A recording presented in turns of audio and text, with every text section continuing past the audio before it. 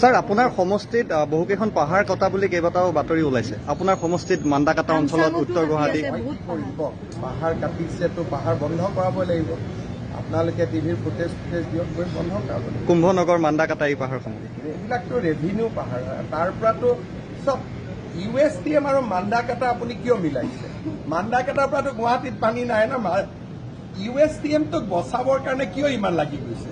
কাৰণটো কি? আপোনালোকক এডভাৰটাইজ দিয়ে নেকি USTM? এই বিষয়টো চৰ্চা লাভ কৰিছে। চৰ্চাটো মই গোটেই চৰ্চাটো চাই আছো যে USTMৰ মালিকক বচাবৰ কাৰণে আপোনালোকে লাগে, সেইকাৰণে মান্দাকাটাৰ প্ৰশ্নও কৰিব আপোনাক শিকাই দিছে। লগতে আমচাঙৰ বিষয়টো আছে।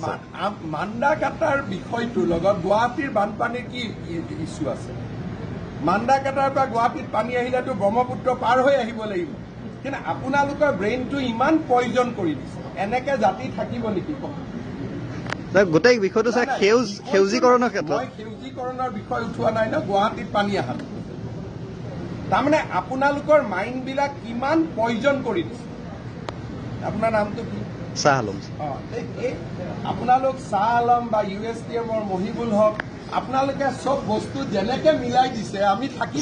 প্ৰতিদিনেও কৰিছে, কেইবাটাও নিউজ চেনেলে কৰিছে। মই শ্বাহ আলমক প্ৰশ্ন সুধিম যে কেতিয়াবালৈকে আমিবোৰ থাকিম নে নাই অসমত? আমাক থাকিব দিব নে নাই? কেতিয়াবা এই কথাখিনি কব। কেতিয়াবালৈকে আমি থাকিব পাৰিম নে নাই সেই বস্তুটো শ্বাহ আলম মহিবুল হকে আমাক বুজাব লাগিব না, হয় নে? কালি আইন আহিল। নহয় নাই, আমি একো নাই, খালি মই হাঁহি কৈছো যে আমি এখন অসমত থাকিব পাৰিম নাই সেইটো আমাক বুজাই দিব। বিষয় যিহেতু চৰ্চা সেইকাৰণে সুধিলো। চৰ্চিত বিষয় কাৰণে কৈছো, আটাইতকৈ চৰ্চিত বিষয় হ'ল ডেমগ্ৰাফিক চেঞ্জ। গতিকে শ্বাহ আলম মহিবুল হকে হিমন্ত বিশ্ব শৰ্মা ৰামেশ্বৰ তেলীক থাকিব দিব নাই, এইটো কেতিয়াবা ডিছকাছ কৰি লম। আমচুৱে প্ৰতিবাদ কৰিব বুলি কৈছে দিল্লীত, আপোনাৰ বিৰুদ্ধে প্ৰতিবাদ কৰিব। আমচুৱে যিমানে প্ৰতিবাদ কৰে এইটো মোৰ কাৰণে চাৰ্টিফিকেট। তাৰমানে কৈ যাব যে অসমৰ মুখ্যমন্ত্ৰী এজন আছিল যে সি আমচুৰ লগত কাজিয়া লাগিছিল, আমচুৰ লগত যুঁজিছিল, চাৰেণ্ডাৰ কৰা নাছিল। মোৰ নামটো ইতিহাসত মই তেনেকেই লিখি যাব বিচাৰো যে থাকাৰ দিনাখনলৈকে বীৰৰ দৰে যুঁজি থাকিম।